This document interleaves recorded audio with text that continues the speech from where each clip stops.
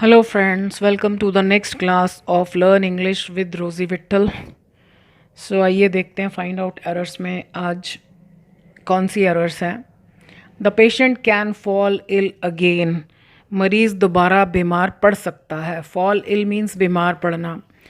Can का मतलब होता है कि ये इस आदमी की, इस व्यक्ति की खासियत है जो सब में नहीं पाई जाती है।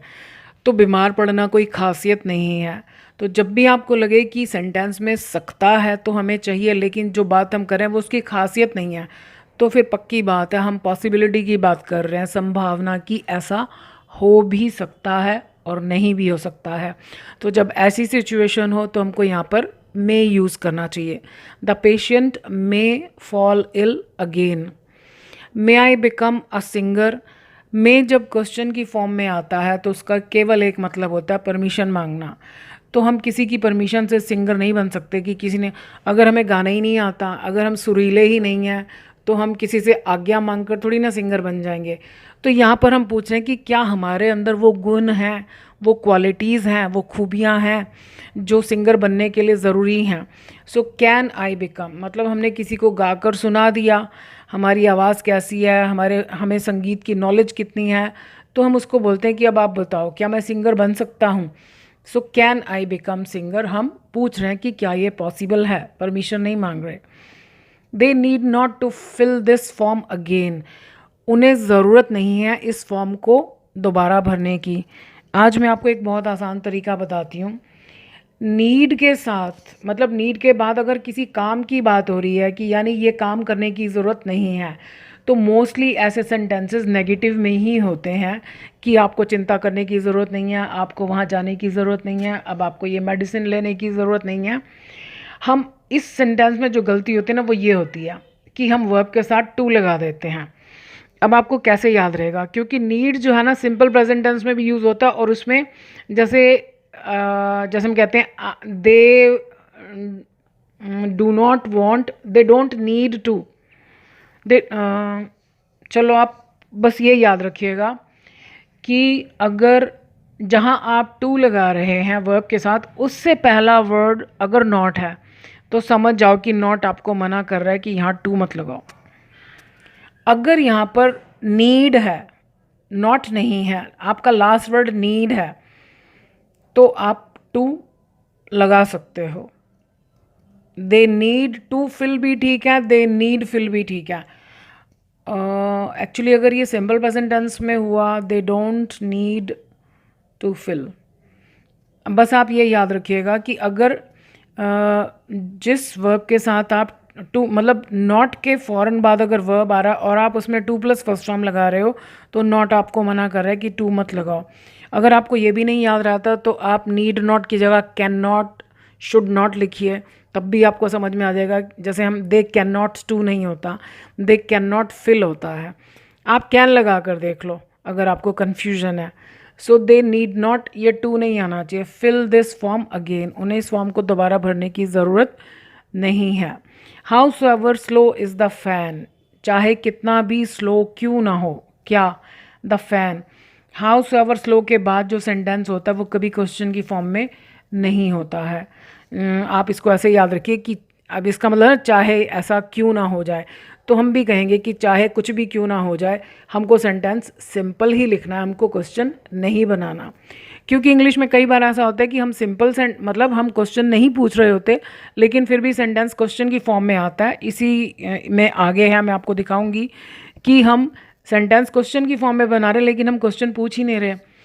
सो howsoever slow the fan is, he feels cold, उसको ठंड लगती है।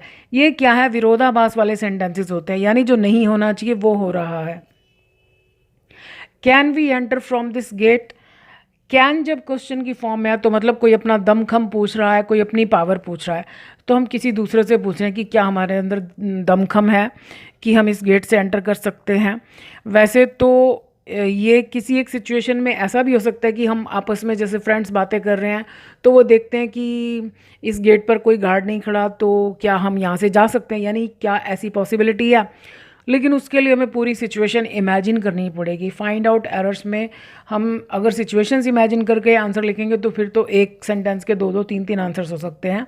सीधी सी बात है, ये परमिशन मांग रहा है कि क्या हम इस गेट से अंदर जा सकते हैं, तो परमिशन के लिए कैन नहीं आता, मे। हालांकि स्पोकन में लोग यूज़ करते हैं कैन परमिशन के लिए भी, लेकिन मे आता है। कैन आता है जैसे इनफॉर्मल, कोई जहाँ पर फॉर्मेलिटी नहीं है वहाँ पर आप sometimes you can use can, but formal situation में हमको मे ही लगाना चाहिए। शी स्माइल्स एट यू, वो तुम पर मुस्कुराती है, यानी तुम्हें देखकर मुस्कुराती है। शी मस्ट नो यू, उसको तुम्हें ज़रूर जानना चाहिए। अकेले मस्ट का मतलब होता है कि ये काम ज़रूर करना चाहिए, तो it does not make any sense, कोई मतलब ही नहीं निकल रहा। वो ज़रूर तुम्हें जानती होगी। अब मैंने आपको बताया कि मस्ट जब गा गे गी के लिए यूज़ होता है तो बेसिकली दो पैटर्न्स ही ज़्यादातर यूज़ होते हैं। एक तो मस्ट के बाद have plus third form. Have लगाने का मतलब काम हो चुका, और हम कहते हैं ज़रूर ऐसा हुआ होगा। और अगर काम हो चुकने की बात नहीं हो रही तो फिर आपको be plus I N G ही लगाना है। She must be knowing you, वो ज़रूर आपको जानती होगी। इससे पिछली वीडियो में मैंने आपको बताया कि मस्ट के इस रूल में आप हर उस वर्ब के साथ आईएनजी लगा सकते हैं जिसके साथ नॉर्मली आईएनजी लगाना मना है। जैसे नो के साथ आईएनजी यूज़ नहीं होता है। जैसे अब हिंदी में हम कहते हैं अब मैं आपकी प्रॉब्लम को जान रहा हूँ, now I am knowing your problem, now I am, no we don't use know in continuous tense. So लेकिन यहाँ करेंगे। शी मस्ट बी के बिना कॉन्टीन्यूस टेंस बनता ही नहीं। She must be knowing you, वो ज़रूर आपको जानती होगी। We ought to not dissipate, dissipate होता है जैसे किसी चीज़ को वेस्टफुली खर्च कर देना, बेकार में खर्च करना। So we ought to not dissipate our energy in useless things, यानी हमें बेकार की चीज़ों में अपनी एनर्जी को खर्च नहीं करना चाहिए। ऑट टू का मतलब जैसे शुड होता है, करना चाहिए नहीं करना चाहिए, लेकिन जो ऑट टू होता है वो शुड से ज़्यादा स्ट्रॉन्ग होता है, वो बात को ज़्यादा स्ट्रांगली कहता है। ऑट टू यूज़ होता है जो हमें बिहेवियर संबंधी बातें होती हैं, मॉरल ड्यूटीज़ होती हैं। तो जैसे हम कहते हैं कि हमें इंसान का जन्म मिला है, भगवान ने हमें इंसान बनाया है, कहते हैं कि इंसान का जन्म बहुत किस्मत से मिलता है। बाकी आप जितने भी जीव जंतु देख लो उनकी लाइफ देखिए कैसी है। डॉग्स,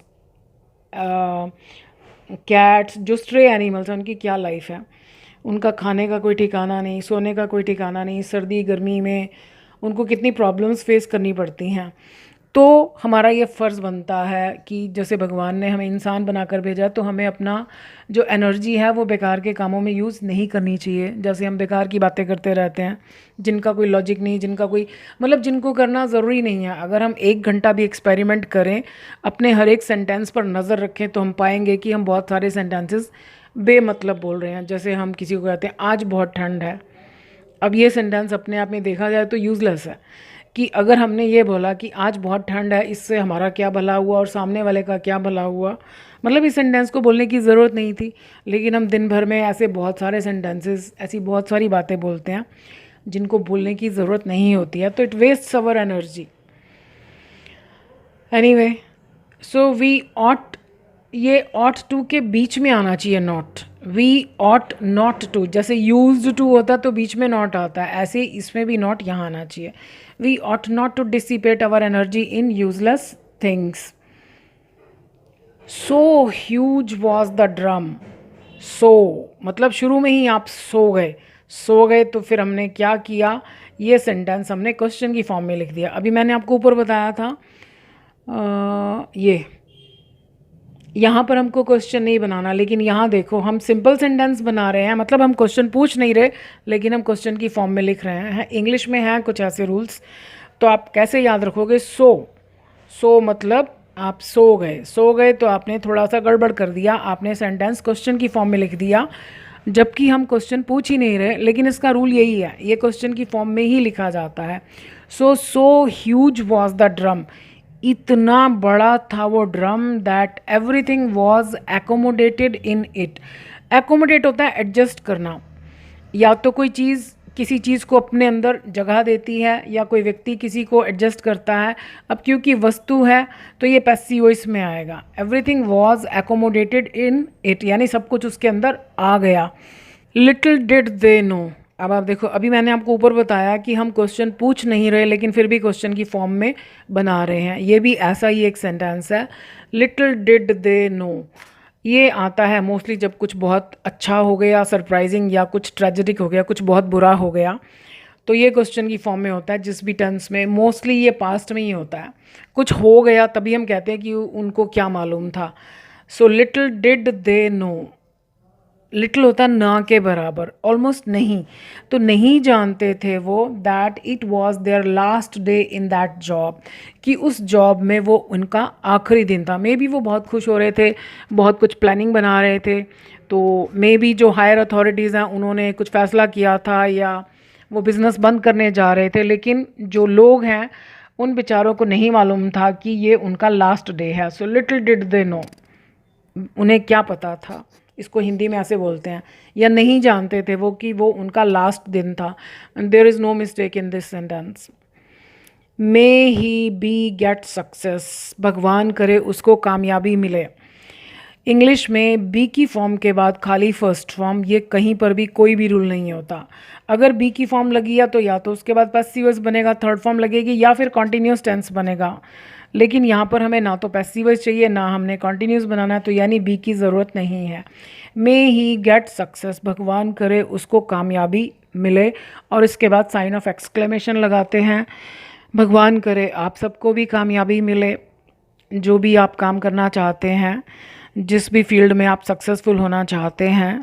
सो आई विश कि आप सब सक्सेसफुल हों, और कोशिश कीजिए अपने आसपास लोगों को भी हेल्प कीजिए सक्सेसफुल होने में। जिस भी तरीके से आप किसी की भी ज़िंदगी बेहतर बना सकते हैं, अगर हमें भगवान ने इस लायक बनाया है तो ज़रूर करना चाहिए दूसरों के लिए, और उन लोगों के लिए थैंकफुल रहना चाहिए जो हमें ऐसा मौका देते हैं कि हम कुछ अच्छा कर सकें।